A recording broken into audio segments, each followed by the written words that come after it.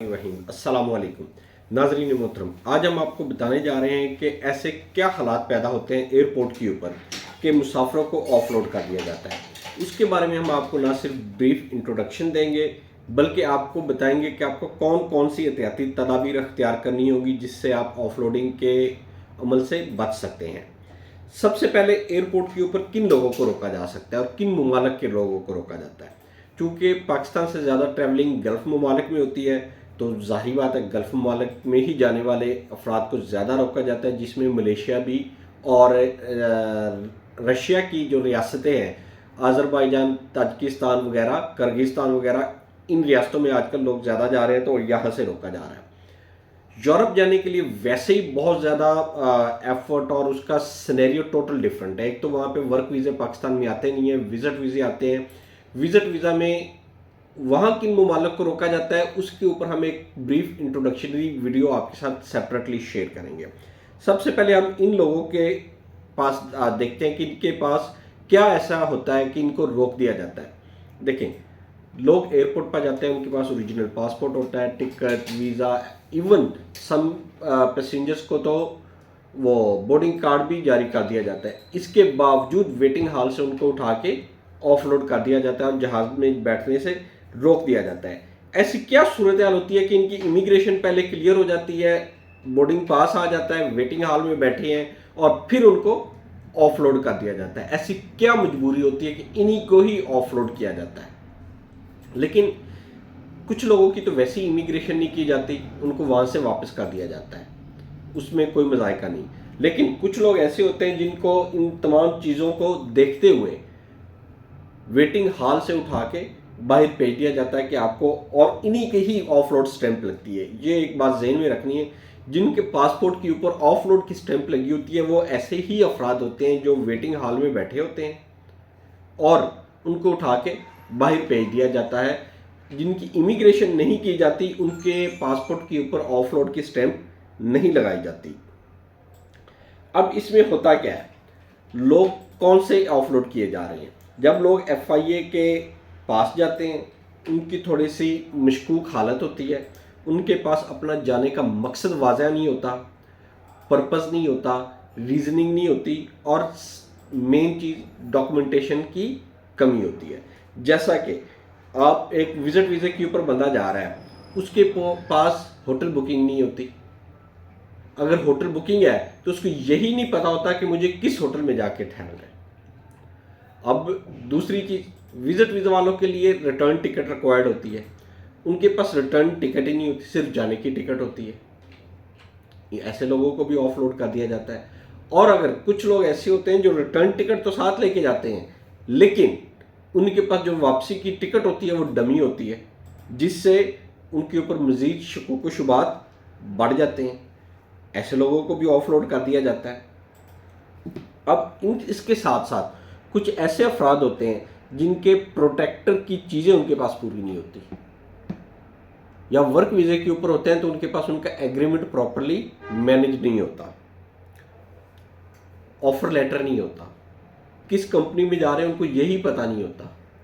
लिहाजा ऐसे वो अफराद होते हैं जिनको वो ऑफलोड कर देते हैं, जिनके ऊपर वो मुख्तलिफ़ किस्म की शक़ूक़ व शुबात का इज़हार किया जाता है। सेकंड, FIA को ट्रैवल हिस्ट्री के बारे में प्रॉपर इंफॉर्मेशन प्रोवाइड ना करना। यानी एक ऐसा बंदा होता है जो पहले किसी न किसी कंट्री में जा चुका होता है, वहाँ से ब्लैक लिस्ट होता है या उसके कुछ मसले मसाइल होते हैं, ये बंदा भी अपनी प्रॉपर ट्रैवल हिस्ट्री ना मौजूद होने की वजह से ऑफलोड किया जाता है। यानी कि वो अपनी प्रॉपरली बात या सच छुपा रहा होता है। वो माइट भी डंकी लगा के पहले गया हो, इलीगल तरीके से गया हो, या किसी ऐसे ममनुआ कंट्री के थ्रू गया हो जहाँ पे जाने की वैसे ही पाकिस्तानियों को इजाज़त नहीं है। 2 कंट्रीज़ हैं हमारे नेबर कंट्रीज़ हैं, उनके वीज़े के ऊपर भी लोगों के ऊपर काफ़ी शक़ूक़ व शुबात होते हैं कि लोग उधर से जाके आगे निकलते हैं, उन कंट्रीज़ के वीज़ा लेके वो यहाँ से जाते हैं, जिसकी वजह से उनको ऑफलोड किया जाता है। और वो करते क्या है, अपने प्रीवियस पासपोर्ट गुम कर देते हैं, नए पासपोर्ट के ऊपर ट्रैवल कर देते हैं, लेकिन FIA के पास सारा रिकॉर्ड आ रहा होता है कि इसके पास फ़लाँ पासपोर्ट मौजूद था और उस पासपोर्ट के ऊपर इसने فلاں کنٹری میں ٹریول کیا لیکن بندہ جھوٹ بول رہا ہوتا ہے، جس کی وجہ سے بغیر کسی ہیلو حجت کے اس بندے کو آف لوڈ کر دیا جاتا ہے۔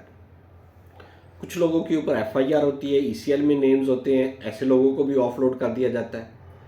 ایف آئی آر کا نارملی ایئرپورٹ پہ ریکارڈ ہوتا ہے جس میں باقاعدہ نامزد ہو کے این آئی سی کے اوپر ہوتا ہے، لیکن کچھ لوگ اس کے باوجود نکل جاتے ہیں، وہ ہماری سمجھ سے باہر ہے کہ ایسے لوگ کیسے آؤٹ آف کنٹری چلے جاتے ہیں۔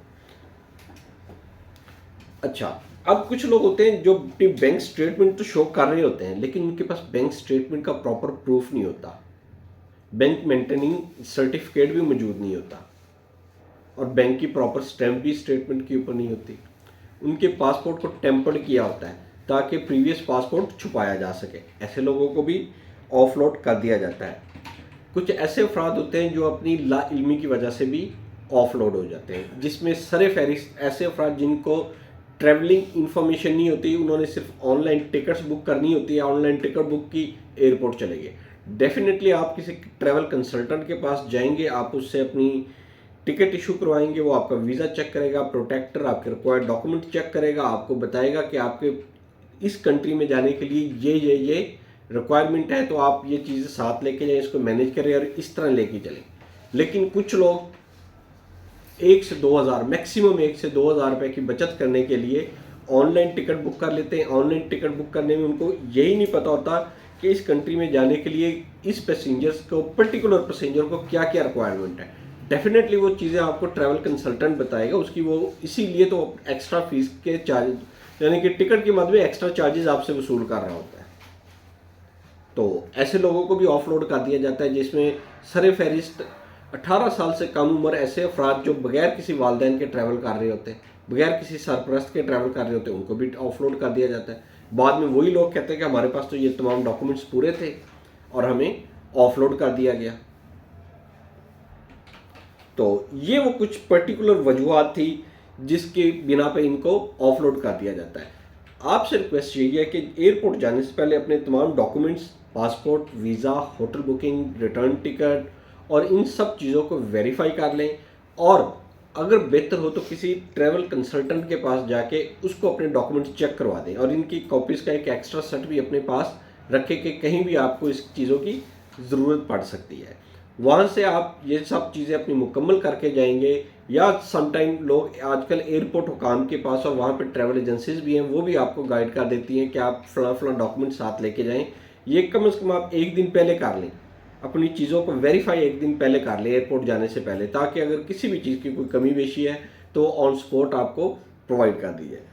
کچھ ہمارے امیگریشن حکام بھی عوام کے ساتھ زیادتی کرتے ہیں، جس میں جیسے یکدم کسی بھی کنٹری کی طرف سے یا گورنمنٹ آف پاکستان کی طرف سے کوئی بھی پابندی لگا دی جاتی ہے جس کی پراپرلی تشہیر نہیں کی جاتی، یا کوئی ایسی شرط رکھ دی جاتی ہے، جیسے پولیو کارڈ لاگو کر دیا گیا، کچھ لوگوں کو پہلے دن ہی پولیو کارڈ کی وجہ سے انہوں نے آف لوڈ کر دیا۔ ابھی 18 اکتوبر کو انہوں نے سافٹ اسکل پروگرام نافذ ہی کیا ہے، ایئرپورٹ پر انہوں نے بندے اتار دیے، اسی دن شام کو اس کو ریورس کر دیا گیا۔ یعنی کہ یہ وہ کچھ چیزیں ہیں، ایسے عوامی لائن جس کے اوپر عوام کے ساتھ زیادتی کی جاتی ہے، عوام کو پیس دیا جاتا ہے، ان کے لاکھ روپے کی ٹکٹیں ضائع کر دی جاتی ہیں۔ سب سے پہلے جو بھی آپ نے کام کرنا ہے اس کی پراپر پبلکلی تشہیر کریں۔ اب جیسے سافٹ اسکل ہے، سافٹ اسکل آپ نے لاگو کرنا ہے تو اس کی ابھی تک سوشل میڈیا کے اوپر، نہ ہی پرنٹ میڈیا کے اوپر اور نہ ہی آن لائن میڈیا کے اوپر، ٹی وی وغیرہ کے اوپر اس کی تشہیر ہی نہیں کی جا سکی، تاکہ لوگوں کو اس کی اویئرنیس اور وہ اس کی طرف جائیں۔ ایسے لوگوں کو بھی جیسی ڈیٹ آتی ہے آف لوڈ کر دیا جاتا ہے۔ ابھی 31 دسمبر تک اس کی ریلیکسیشن ہے، 1 جنوری 2026 سے اس کو لاگو کر دیا گیا، اور انہوں نے ایئرپورٹ سے بندے اتار دینے ہیں۔